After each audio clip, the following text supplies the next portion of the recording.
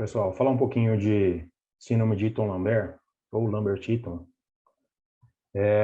Essa doença é o principal diagnóstico diferencial da miastenia graves, tá? Então, ela também é uma síndrome miastênica, né? Então, as síndromes miastênicas são denominadas assim por terem características típicas, né, de doenças de junção neuromuscular, tá?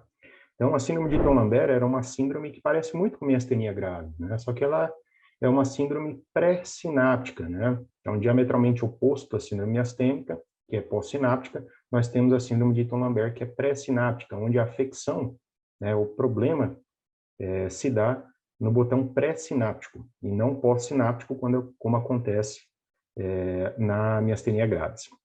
Então, ela é causada, então, uma doença autoimune causada por anticorpos anti-VGCC. VGCC é um receptor que é o canal de cálcio voltagem dependente, tá?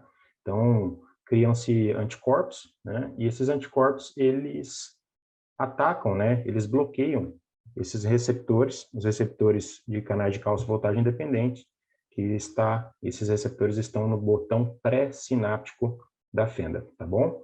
Então, nós temos, então, uma fraqueza proximal, tá? Então, o paciente ele tem uma fraqueza proximal, associada também à fatigabilidade, uma certa flutuação, tá? E a reflexia, então, o paciente tem arreflexia. Alguns têm hiporreflexia, então, uma diminuição de reflexo é a marca aí dessa afecção, tá? Então, a gente tem que lembrar que na miastenia grave, os reflexos estão absolutamente normais, tá? Já na síndrome de Eaton-Lambert, os reflexos estão diminuídos.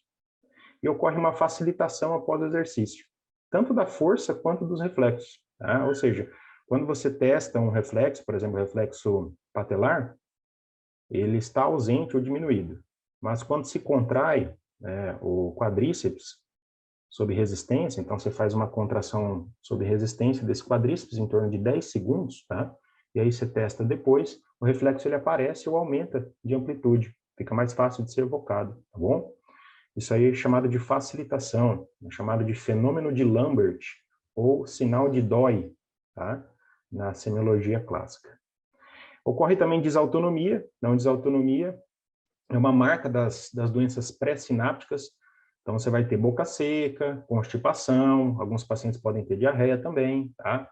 E pupila diade. Pupila diade que a gente viu em outros vídeos, que é aquela pupila dilatada, tá? Em que você tem uma dissociação luz-convergência, ou seja, você estimula com a luz, a pupila ela não reage, mas o reflexo de acomodação-convergência ela está preservada, tá? Então, pupila diade, geralmente bilateral na síndrome de Eaton-Lambert, tá certo? Então, nós temos, então, fraqueza proximal, arreflexia e desautonomia. Isso é chamado de tríade de Lambert, clássica da síndrome de Eaton-Lambert, tá bom?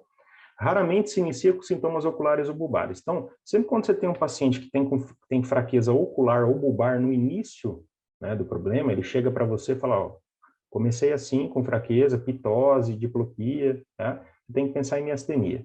A síndrome de Eaton-Lambert, ela geralmente começa em cinturas, tá? Então, cintura pélvica, cintura escapular. Na maioria das vezes, é cintura pélvica, tá certo? Então, ela geralmente sobe, a miastenia desce, né? Então, a miastenia começa no olho, depois de algum tempo, ela generaliza para os membros.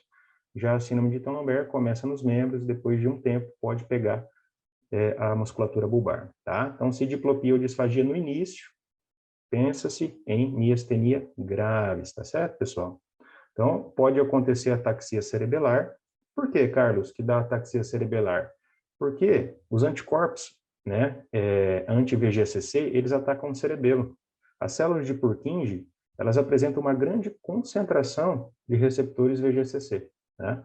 Então, esses anticorpos, eles atacam, né, o domínio PQ, tá, desses canais no cerebelo, tá? E o paciente pode ter uma ataxia cerebelar exuberante, né? E é uma marca aí, nem sempre tá claro isso pra gente, tá? Nem sempre o paciente vai ter uma ataxia, mas pode acontecer, tá? Então, se tiver uma síndrome aí de cinturas, né, síndrome que começou aí com certa fatigabilidade associada à ataxia cerebelar, tem que pensar aí na síndrome de Eaton-Lambert, tá? 60% dos casos está associado à neoplasia, tá?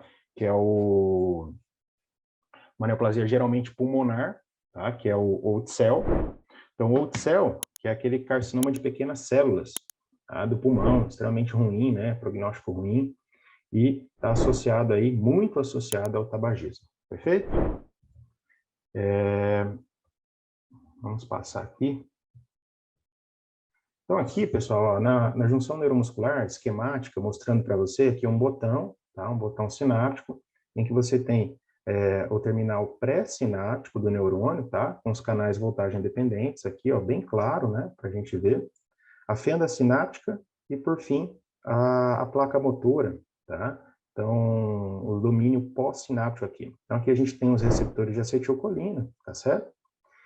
E aqui a gente tem os canais de cálcio voltagem dependentes no botão pré-sináptico. É importante salientar, pessoal, lembra lá da fisiologia básica do segundo ano de medicina? E nós temos